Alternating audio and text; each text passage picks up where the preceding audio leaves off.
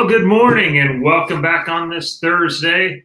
Just finishing up with the World Series, and man, what a night it was. As usual, I am Barnzy, joined by internet personality and overall beef cake, maybe more than beef stew. How are you this morning? I'm doing pretty good. I'm still a little bit in awe of Tom and Kyle's performance last night. Man, they put on a display.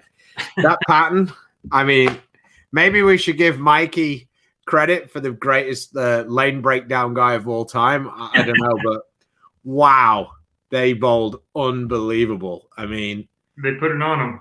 I mean, Chris Prather had the worst start he could have imagined at one point. I thought he was going to rival Daugherty for the 100. And then he made the change into that Zen. And he strikes all the way to the 10th frame and puts the pressure on Mikey. I mean, really amazing finish. And then they go the roll-off. Prather throws two clutch shots. And, I mean, Mikey just, I mean, he got trapped a little bit. If Prather had been bowling better at the start, Mikey probably wouldn't have been in the Urethane, and we probably wouldn't have had a strike fest the rest of the set. But Mikey got trapped in that thing that we've all got trapped on, previously. We've all been there where you just play safe rather than like try to score as many as you can. You're just like, well, let's not give it to the guy. Sometimes it's worse. The other guy doesn't pull good, and you don't just get aggressive and get better. So Mikey threw it really good the first shot of the roll off, and then the second shot, it was just like he had so little room for error, and the other guys had just, that had created so much more room for them. His Urethane. So, sorry, just 1 second. So anyway, that was that, and then Prather shot 237, which I think everybody would have taken for the entire week. That was 40 short.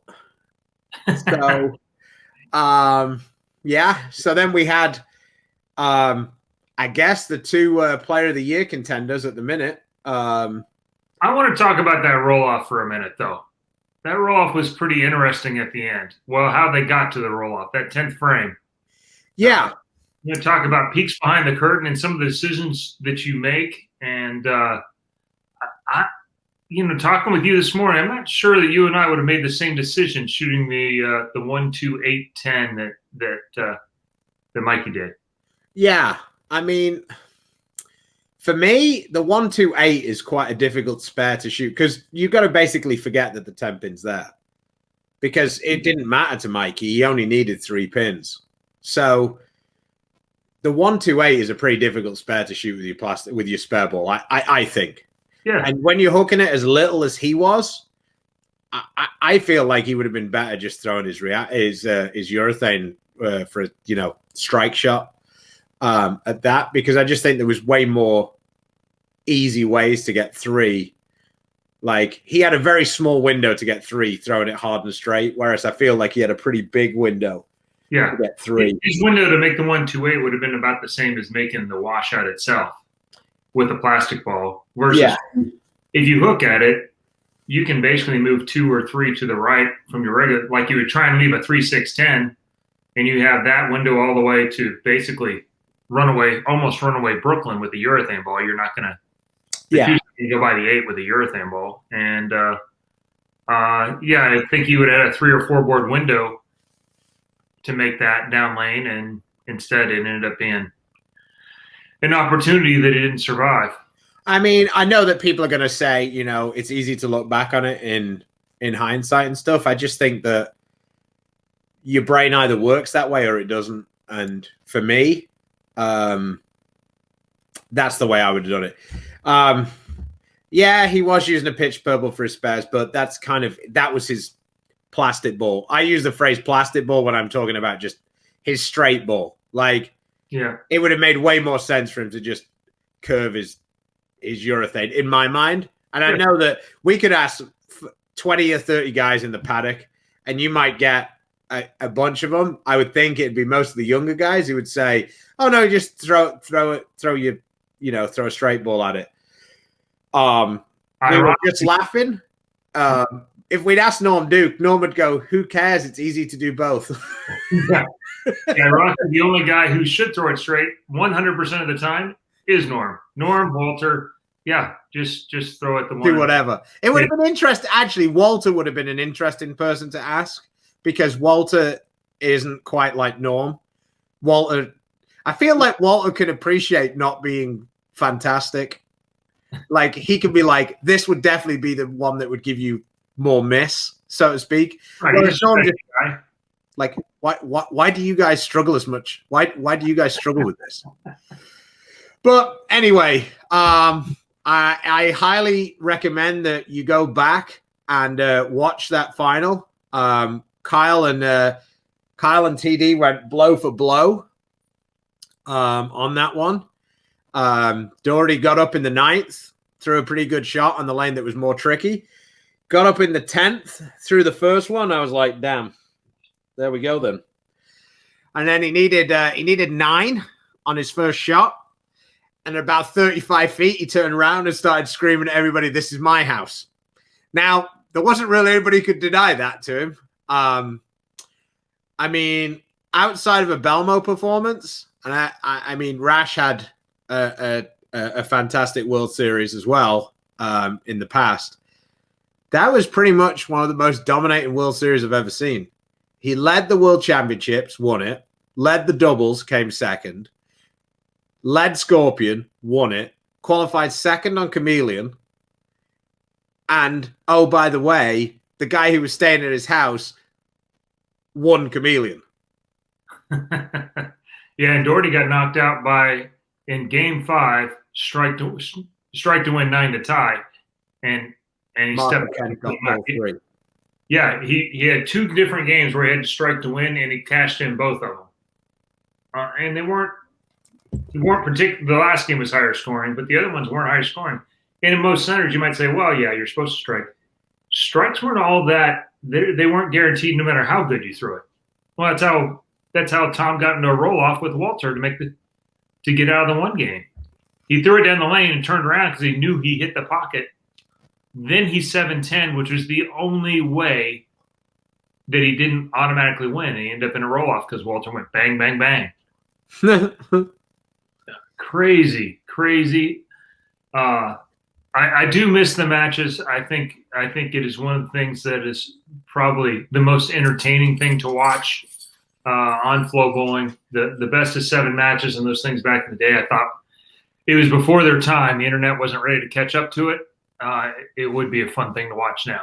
So yeah, and I'm all for it. I think it's great. Casey, yep, Saturday.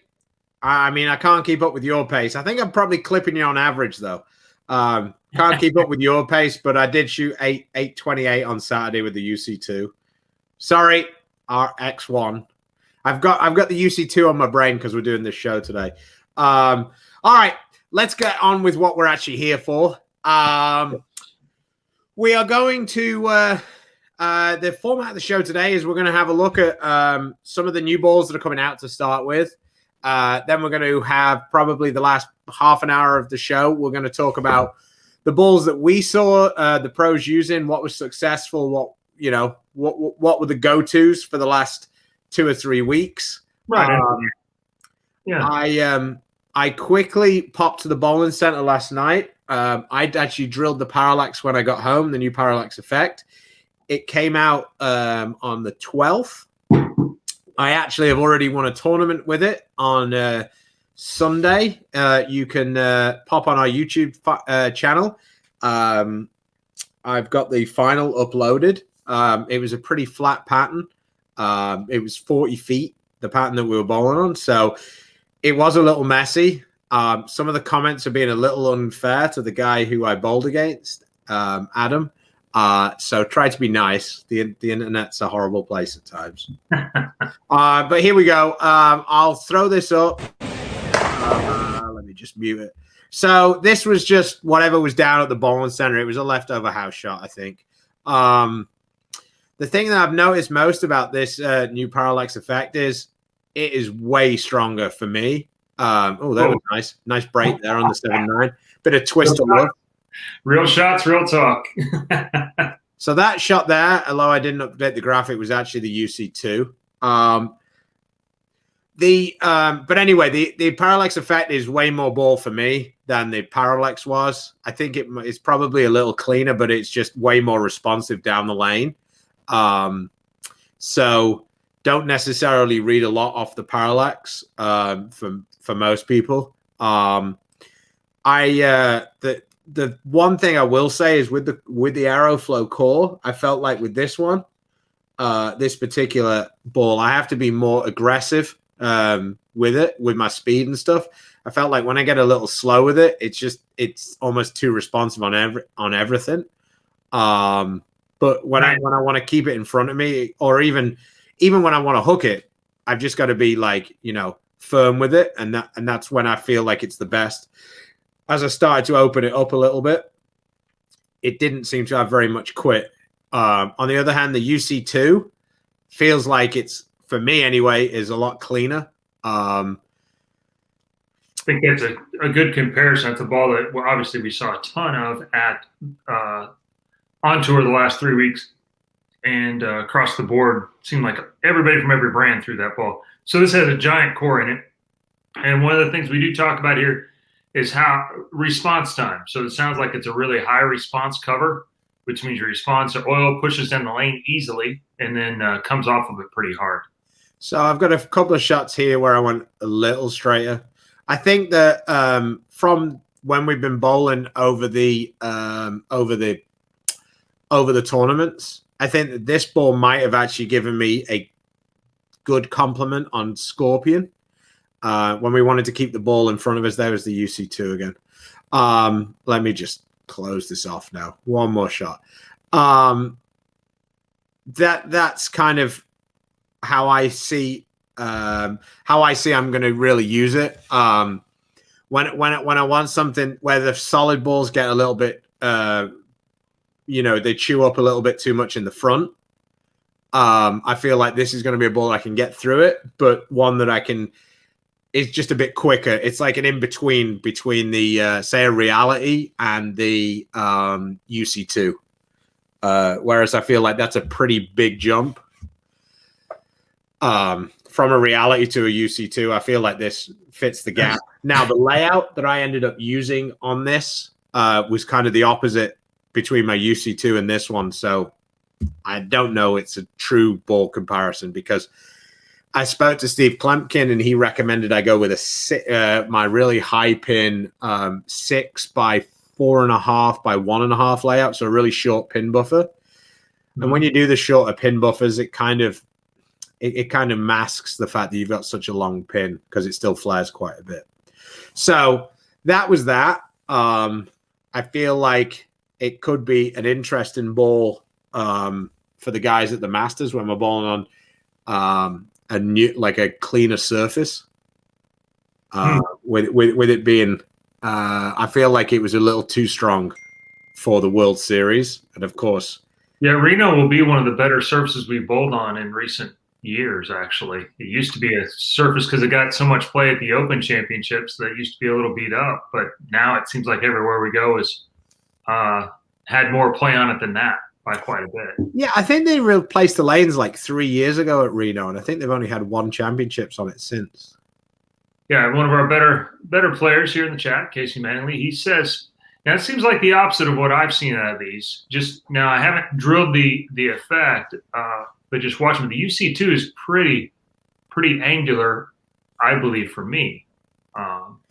I mean, the only way I could see what Casey's talking about is if you were bowling on a surface that was like not as, like the dry was early, because I could see that the UC2 would get through it more, mm-hmm. and then it would come off it.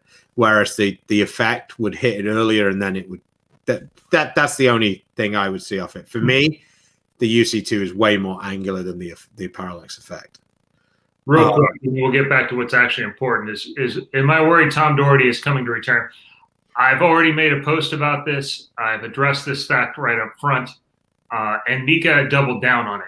I mentioned that I was not retiring, so if I caught him at the Masters, it would not be ending my career and hashtag ending the over 50 streak. And Mika later commented on it and said, well, had I beat him by a full 200, maybe he would have just quit then. So wood. Going through the chat a little bit here. Lots and lots of wood, yeah. And that I could see because the UC2, I believe, is pretty responsive.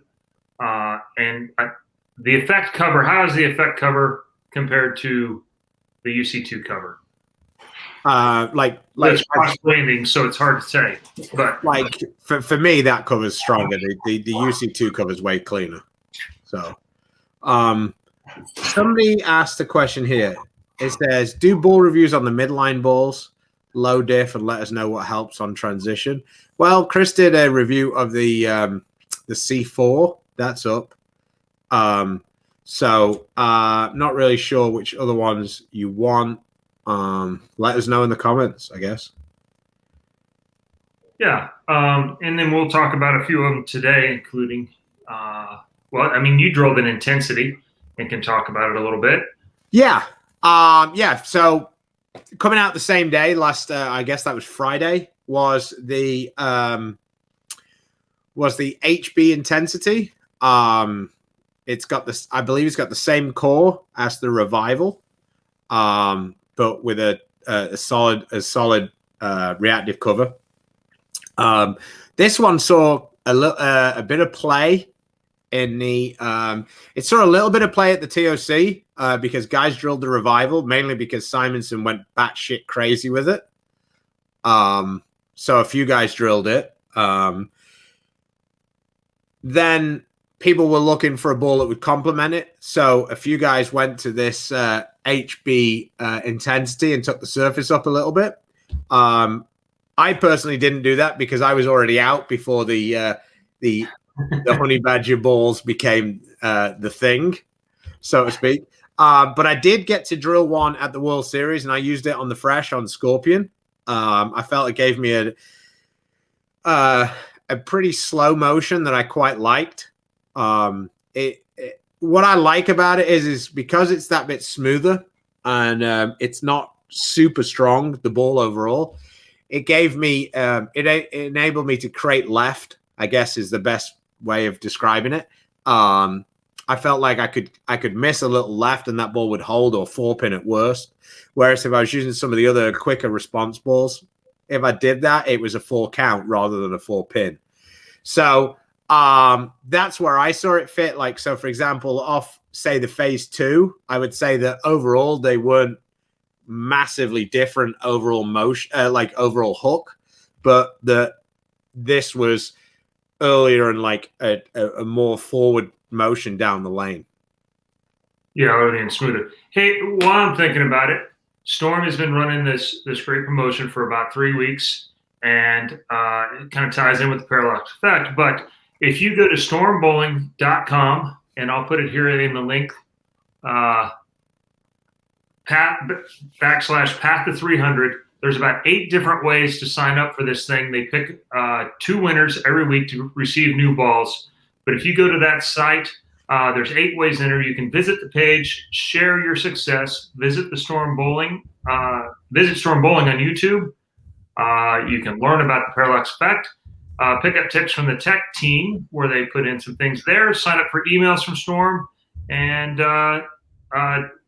basically just check the link and you can get a free entry. So a bunch of ways there. The contest ends Sunday, so you have just a few days left. But before you start watching NCAA basketball, make sure, and the Wichita State Shockers playing today, go to stormbowling.com /path to 300 and enter there and get a chance to win a new free bowling ball. Okay, so moving swiftly on.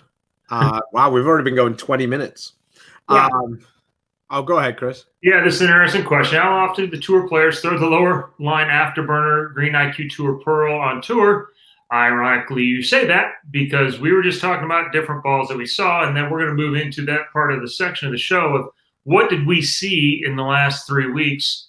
And on the Cheetah last week, this is something Sean Rash does a lot. He uses really clean, flippy balls, and then he blends it out with his hand versus the polar opposite of basically everyone under 30 now who grabs a urethane ball so they don't have to throw it any different way whatsoever and then do what they like to do. But on the Cheetah, he threw the afterburner. I actually threw the green IQ. That was my best of the 3 patterns. That was definitely my best score was doing that same kind of thing. So Nick Pate, had quite a lot of success with the green IQ as well at the end of qualifying. Nick Pate. Oh yeah, no, like, yeah. And I was about to say, and he was actually successful, unlike me and you. yeah. On that path.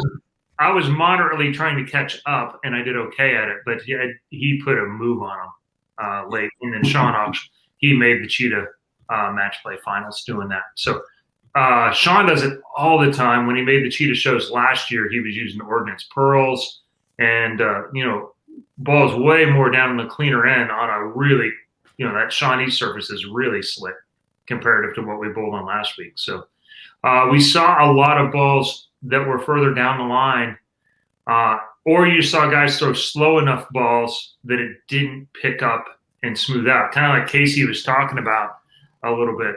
You saw some realities even in that second week on that older HPL surface, and because it didn't burn out in the front end, and it still continued. So you saw a lot of those. The TOC, I guess, the superstar balls of the week. You saw a lot of UC2s, you saw a lot of Zens, and you saw a lot of realities, including on the show, Belmo throwing a reality on that show, which I think surprised all of us. So, yeah, because he pretty much used the UC2 after that first couple of games, like the whole time when I was watching him. Yeah, I was next to him, and and he does that. He actually, it's underestimated really how much, in some ways, he's a little like Walter. He kind of picks the ball he likes, and then he just makes it work the rest of the week. I promise that I didn't pay Jason to troll you with this question. I heard them talking about using urethane on Chameleon to create a track or hole before going to reactive. Did you see this, and did it help or hurt yours in qualifying? I was in the middle of there was actually about a third of the center that went this direction. So I thought it was the entire center, and I kind of lost my mind for a little bit. I so wish I could tell you what he said about it. I might have went on a small rant about the lack of talent and people not learning how to throw it any other different way and just grabbing a urethane ball as their prep. The comedian was really hard when we started, and I get it, but I felt like I had a little place I could play to the right and do that. And I was going okay. And then about the 7th or 8th frame, I was going with 2 different individuals that were throwing urethane balls, and my ball just stopped hooking for the rest of the game. And then I went to a pair where Christian Escona and a couple other guys that only throw urethane.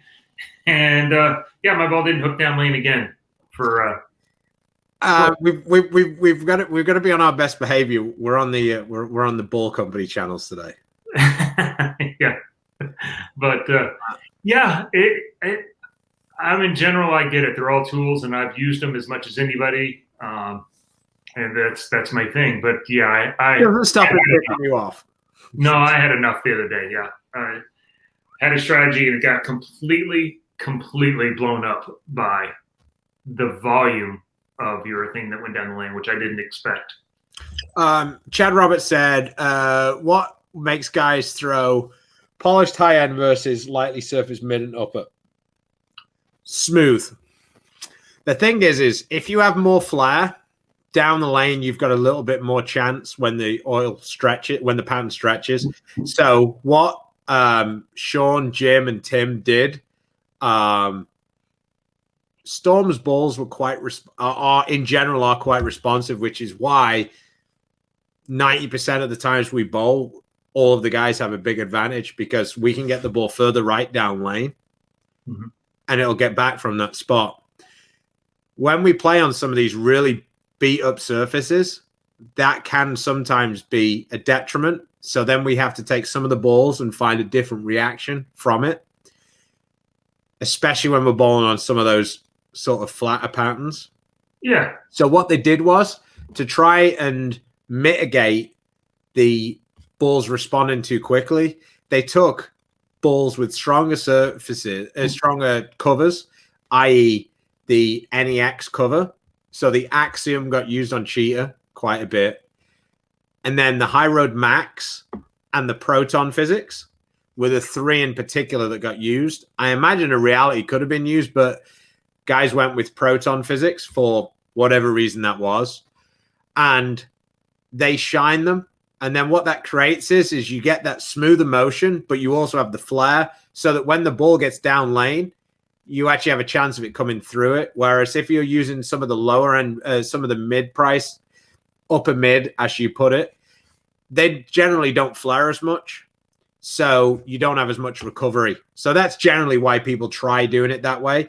Whereas if you're bowling on a pattern which has got oil in the front, but is really sharp off the back, you go the opposite way and you use the mid-price balls, and the less flare actually helps you because down the lane, again, you create that little bit more left. So that was the theory, and that's what they went with it. And for Chris Vai in particular, this was very, very successful. He created a lot of area with the High Road Max. He could throw it to places that I didn't think was possible, both left and right. Yeah, he used the Reality He used the Reality and High Road Max off each other, and every once in a while, a little bit slower response cover doesn't change directions in the front so much, so it doesn't throw you offline, and it doesn't actually burn up energy as fast. Both those two balls seem to continue really well for him, and that's what a lot of guys did when they wanted to blend out the pattern front to back. Is they used that Reality for that, and then Chris used that High Road Max. I mean, he had a dominating day. He bowled fantastic in the World Championship round robin. And how much has he improved in the last 2 years? Totally. His results are now as pretty as he is. So, I mean, pretty much. It's not even the last 2 years. It's like from the U.S. Open. Like, he didn't have a check when he went to the U.S. Open last year, basically. He bowled incredible at the U.S. Open, made the TV show, and we were like, well, that's good for Chris. Nice to see he had a good result. And then the confidence that's given him, because he went to the World Series, he made all the cuts, made the World Championship show. Like, literally the only thing that stopped him from making every major TV show recently is a PTQ.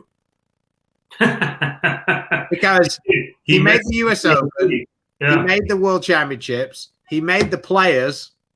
Now, he didn't make the final, but he made it to the TV at the Players. He then didn't even make the PTQ cut at the TOC, which I guess Frankie was glad about because Frankie was fifth. And then he turns up at the World Championships and makes the show again. So Spencer's asking a question here. He said, curious to why the more mid-range balls have actually been stronger than the high-performance balls. Right. Yeah.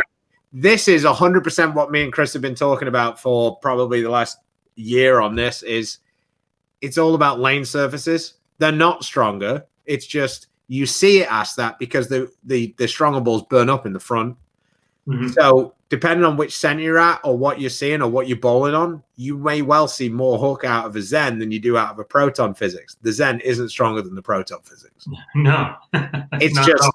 It's just your eyes trick you because you can't see that first 15 feet of the lane. Yeah. Even someone like me and Wes who look at our toe, you don't see the first 15 feet of the lane. It's just impossible. So that's all that's happening. So in general, the strategy is I want to use the strongest ball I can use that doesn't hook in the first 20 feet of lane. And so when that ball burns up, if there's a puddle in the front of the lane and it skids through, those balls like Realities and Proton Physics and the giant balls will hook way more than anything else. And those afterburners, those low balls, they never hook. But when the front hooks and that back end is is fresh and it's clean, then those low end balls will skate through the front, have all that energy for the back of the lane. And then, so as the day goes on, the weaker balls end up hooking way more than the strong balls. And you can actually move left with weaker balls. That makes sense. It's a little counterintuitive, but that it happens all the time. Darius says, what's your take on the High Road Max? I'm hearing so much love or hate. I think that the High Road Max is exactly like the Nano in that when it's right, it's fantastic. And when it's not something that you can use in a lot of different ways. So it's the perfect ball to have in your bag with multiple balls, because when it's right, it's the one. And because it's so different, especially in 15 pounds, it's so different to a lot of the other balls because it's high RG and a really strong cover. That's where it comes into play. So anyway, reality. We are going to cover that a little bit here. We're going to do a bit of a bragging, aren't we great session. So we bowled a tournament in between the TOC and the World Series down in Fort Myers.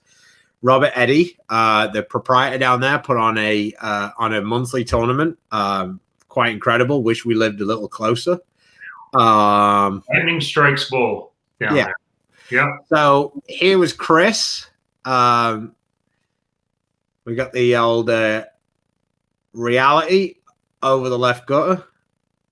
Talk us through about this was your second game of this match. Yeah, I was following it. I followed a guy on a pair that bowled okay on it. And so this was game 4, I guess, after the fresh run. I'm using a pin-up reality up over my bridge. So about a 5-inch pin, a little bit shorter pin buffer, about 2.5 inches or so. And I'm just throwing it slow to get to where the hold is. And, even for an old geezer like that, it speaking of the good and the great has joined us. Tom Daugherty did let us know about this tournament, and we ended up over there. Yes, there was $1,000 for a 300.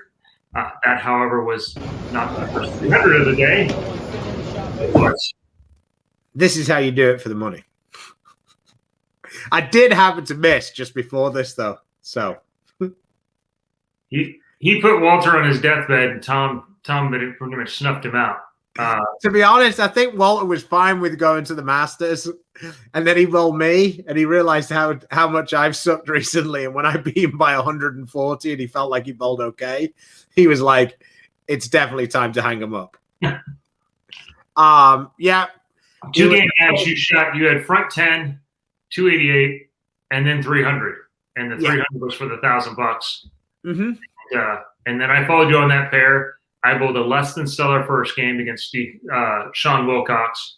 Switched to the reality, moved a little left and slower, and then I shot 300 to get through in that roll off. And so, I mean, from a couple of different plays, you were throwing it firm, and that was on the regional shark pattern, so 47 feet. I mean, I was keeping it in front of me, throwing it pretty firm.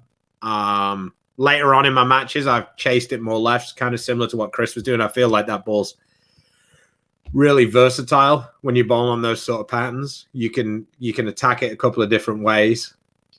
Brad Hall. Yeah, I mean, let's be honest. This week, maybe Tom's right. Maybe it is YOUR. I mean, everything else he did was right this week. Why can't he do something else wrong and it be right? He gets a pass on everything. Yeah, so, I mean, let's be honest. I mean, his house. Yeah, there wasn't anybody arguing with you, Tom. Hey, Tom, since you're on, how about coming on Tuesday and you can tell us about how you dominate every pattern? Yeah. So there we go. Even though this is the Storm channel, congrats, Major Tom. Congrats. There you go. So yeah.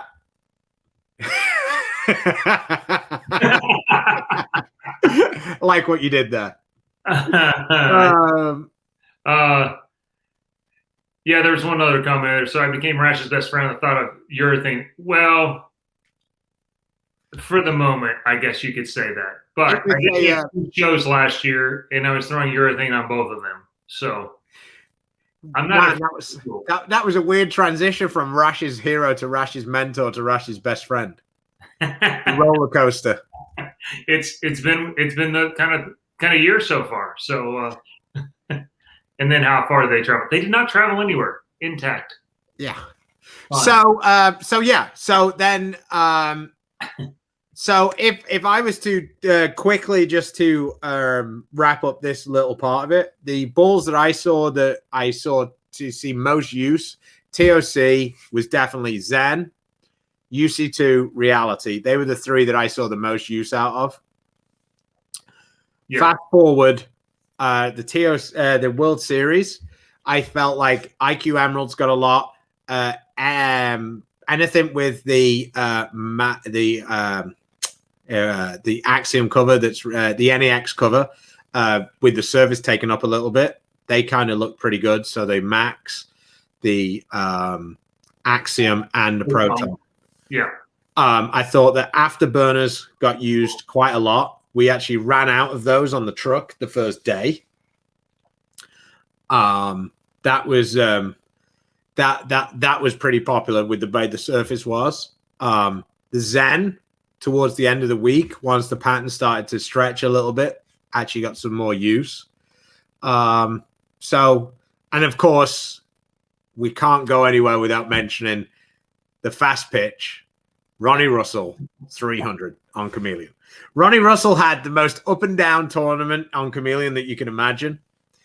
Chameleon was really difficult, like really, really difficult. And Ronnie managed to shoot a 300 and a 279 to make the cut. And he shot about 5 over for the other 8 games. So bizarre tournament for Ronnie.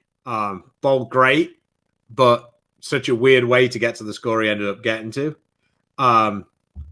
James says, thanks, Beef and Barnzy, for stopping by Oakland Lanes for the regionals. Yeah, I only I wasn't there very long.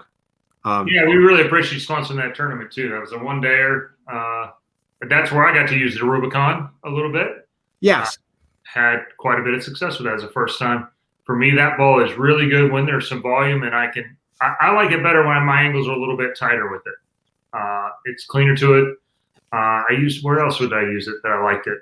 Kind of the same idea though, where it wasn't really as much going around it, but I could put it online, be a little firmer with it, and you had no problem getting through the pins, which was, it's a nice thing at my advanced geriatric age. It's anytime I can throw it a little firmer and still carry, that's a bonus. Yeah, I mean, that's just got a straight reactive cover on it. So it's quite a bit of a step down from, say, the NEX cover or the Reality cover. And it definitely provides something different, that's for sure. That weight block creates a lot of flair with the clever technology to mimic that balance hole. Yeah, the hole. The Love Jones says, what makes the Zen so good in your opinion, and do you think it's as good on softer patterns as it is on sport? So I think that both me and Chris like it because of how strong it is, and you can leave it shiny. There aren't that many balls that you can't that hook that much that you can leave shiny. So it gives you something unique because it gets through the front of the part of the lane, but it's really strong down lane. It depends on which soft type of patterns. I don't see it being that great on something that's super cliffed because it's just going to be too responsive off the dry. Yeah, it's still very responsive. But if you bowl on something that's softer where it's not like absolutely like 25-1, I mean, I've used it on a house shot and it's been great. But the places I bowl at don't have the, the Wichita Cliff. I'm sure 22-1. I was about to say, I'm sure Brent Bowers could still knuckle it up the cliff. Well, he led the nation in average last year, so I'm guessing he can. But he's maxing out his speed. Yeah, your speed rev ratio has to be very speed dominant to bowl on massive cliffs. And even then, he's not using shiny balls on that. It's better on more blend. The Super Cliff, not so much, but basically we're seeing it be pretty good on most everything else, and that's why you're seeing so many of them, and so many different players, which is another great indicator of how versatile a ball is. When you see a lot of different styles of players using them, pretty good idea. It's a good one. Dell, if we're at Astro, bet. If we're not an Astro, I'm out. I don't think you can cover me by how many. I don't think you can cover me by how many Tom would beat me by at the minute. But at Astro, I'll take my chances, TD. Somebody put in the comments earlier that Tom is not bowling the Masters and U.S. Open. I don't know if that's true or not. I hadn't heard that, but I find it difficult to believe. Yeah, I mean, he's in the Player of the Year conversation at this point. So. I find it difficult to believe, but I would tip my cap to him if he said, I'm good. Sure? I just made 170. I'm good. See you next year. I have drilled up another intensity, so I'll give that a go. I did a lower pin one and left the surface on it, but it was from the very original test balls, and so it's a production version, and so we'll let you know a little bit how that goes. We're both going to bowl Odessa over the weekend, and I guess with balls that are not on their way to Reno, so we'll see how that turns out as well. There you go. He said so in the Bowler's Journal interview. So okay, I know that he wasn't really down with the whole mask thing. He wasn't really thrilled about it. So if he did, all power to him. Not sure that's the direction I would have gone, but good luck to him. My career's being extended, I guess. Yeah. One other thing. Storm have a new layout tool. If I would have been smart, I would have brought it out from the garage for me. It makes laying out using the VLS system really easy. Even somebody who doesn't really use that in the past. I got a really quick tutorial from Steve Klompkin. I laid out my Parallax Effect using it. It'll be part of the video when I put together my Parallax Effect review. But check that out. I will try and find a link, and I'll put it in the description. But the ruler itself is, if you imagine, it has it's a plastic ruler. It has a pin at one end that you put into the pin. That was a really bad description.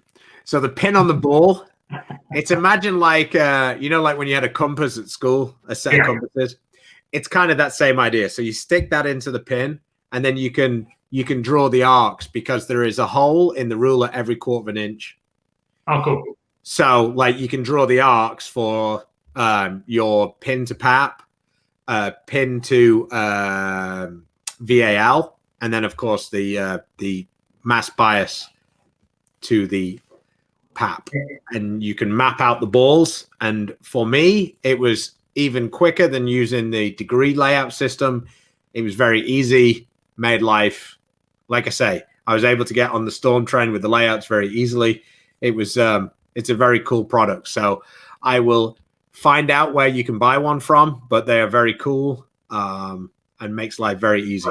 Yeah, after 30 years, I know where things are located around relative to my peers and those kind of things. And so I wasn't a big degree at, I didn't use it a lot, but I knew how to use it. And the VLS, I used a way more when I started drilling Ryan's balls and his odd axis points and no thumbs and all those kind of things. So when we started playing around with some of those things and some of the things he was using for Simonson with some of those shows in Virginia, I think it's a pretty cool system. I think it's quite a bit simpler to understand, and so I think it's a winner.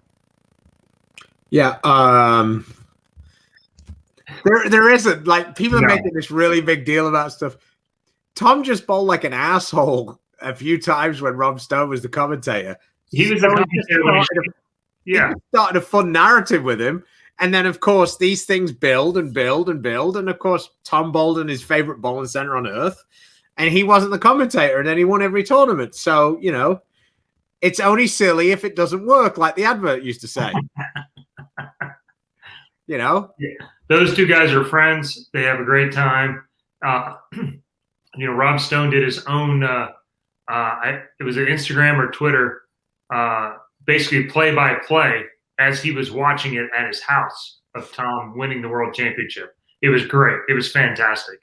And you could hear the pleasure in Rob's voice, you know, off camera. It wasn't, he didn't have to do anything. And, I mean, he was happy. He's happy to play up the role, though, as Tom's nemesis and arch rival. And Tom's more than happy to blame him for it. Yeah. Yeah, one of Rob's first jobs was Daugherty's 100 game. So that's kind of how it all started. So, Chad says, what layout change do you recommend for previous ball motions that included a weight hole?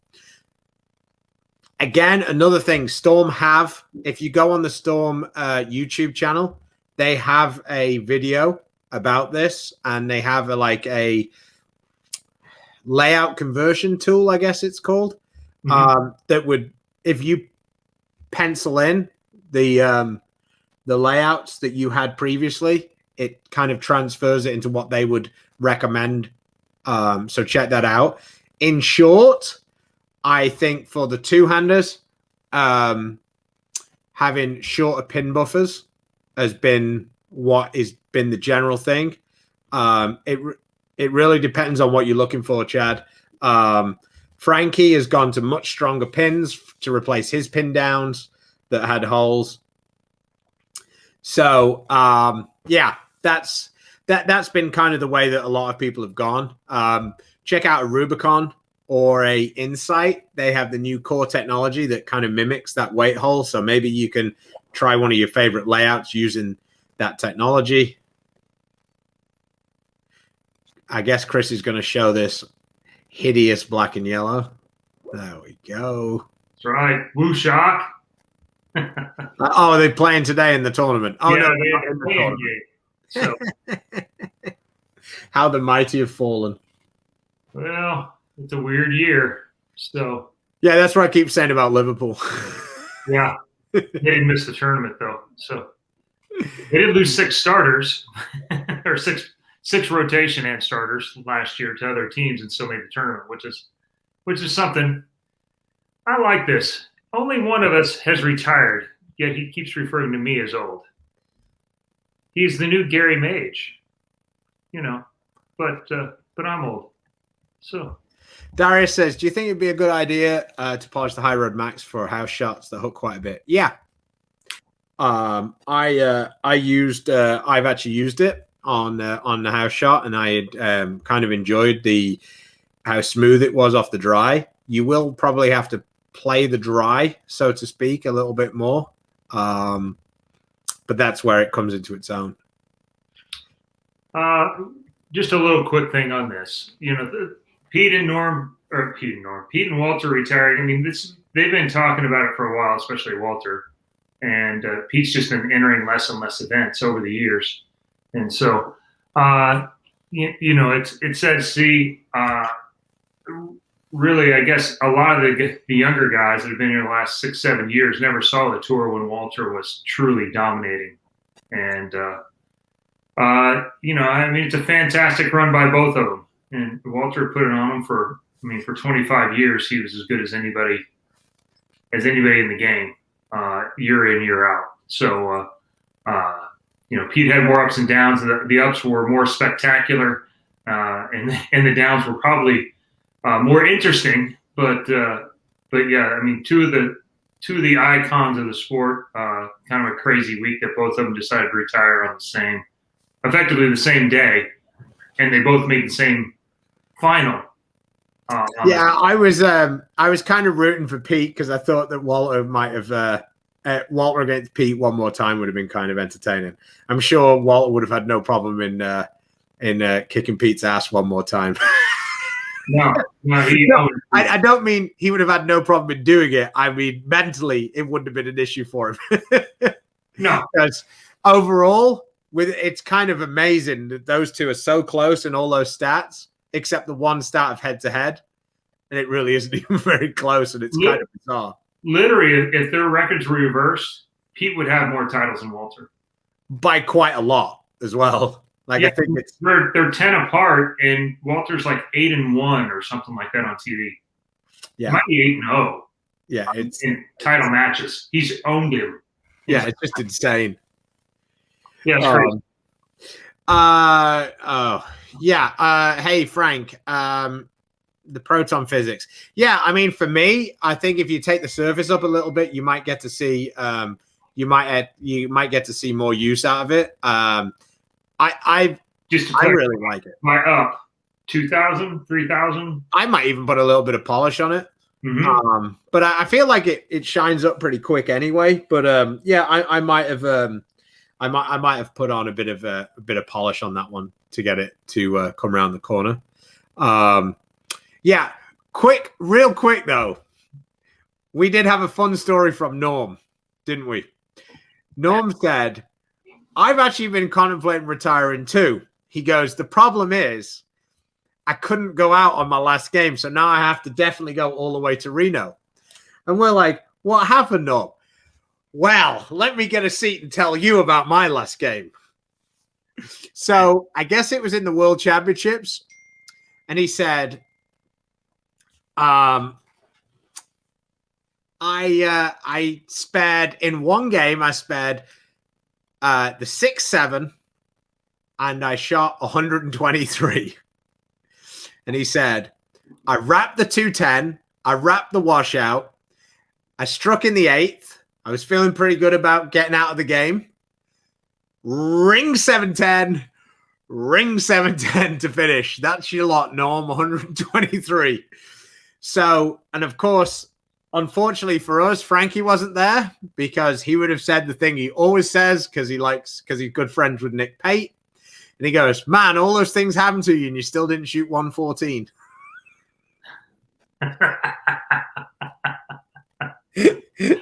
That's Frankie's line because Nick is able to shoot some really high scores, but he manages to get himself in a tangle quite often and shoot low scores. Like he can't get himself out of the game. And we bowled the one time in Lubbock and Nick bowled 114. So now that's all Frankie ever says. He goes up to Nick and he goes, "Man, I missed 2 spares. My first ball average was 6. I still didn't shoot 114. Now, to be fair, we're not starting any rumors here. Norm's been talking about retirement since I was a rookie on tour. Yeah. But that was his argument. He said he was kind of jealous of Pete and Walter being able to get out of it, but he said that he had to make the trip because he couldn't live with himself 123 being his last game on tour. Well, I think we've come down to the end. A lot of good questions. We appreciate all the input and both good and bad from that side, and drop-ins by the world champion himself and the legend slayer, TD. Talked about all the balls. Once again, go to stormbowling.com, path to 300 to enter that for a chance to win 2 new balls on Monday. What else? I don't know. We've got a regional coming up this weekend. True. We are and we have some new merch on the website. Just a second. Beef and Barnzy joggers. Boom. There you go. Some different color t-shirts. So check that out. We've got a hoodie. We got some ladies wear. So yeah. What's going on? Oh, Hey, Regina, thanks a lot. Good to our little tourist, the stadium in Reno. Yeah, so we've got the regional over in Odessa this weekend. I'm bowling on Don Johnson, the old man here. Mike Albee is bowling on Mike Albee. Yeah, I've made a little bit of a fit change with my pitches because I'm old and my fingers don't bend anymore, and Dom shouted at me. So Chris was sat there with me while he did it. He did shout at me. He didn't seem angry. He was just like amazed that I could be that stupid. I think was more of the that was more of what I got from it anyway. So I made a bit of a change. It looks like it's helped. So I was under I had to make the change simple, shall we say, because you know, I didn't want to have to re-drill a bunch of balls. I just repitched the fingers. So we'll see how that goes. Hopefully it'll help me out. The change has been good so far. I had a good weekend. But I've had good weekends in smaller tournaments before. So this is the next step up. Yeah, there you go, Chad. Definitely post pictures. I've received a message from Josh privately, and he says you don't have to be old retired, just smart sometimes. So effectively was the word, and sometimes there are days when it's hard to argue that. So, although I couldn't see Chris being a tournament director. You might, but I'm not sure you'd like to be a player. In my day. Yeah. All right. Well, thanks again for showing up to this week's Real Talk Reviews and Product Showcase. Once again, support those small businesses and those bowling centers out there. Help them get back on their feet, as a lot of them are opening up that are not in California. And when you get a choice, support the sponsors that support us. Storm, Rotogrip, 9R Global, Vice, Turbo, Cool Whip, 3G Shoes, Master, Bowler Smart, and Mark Baker Bowling. We'll be back with you next Tuesday with updates from the weekend and probably a special guest. So until next time, stay safe, stay healthy. God bless.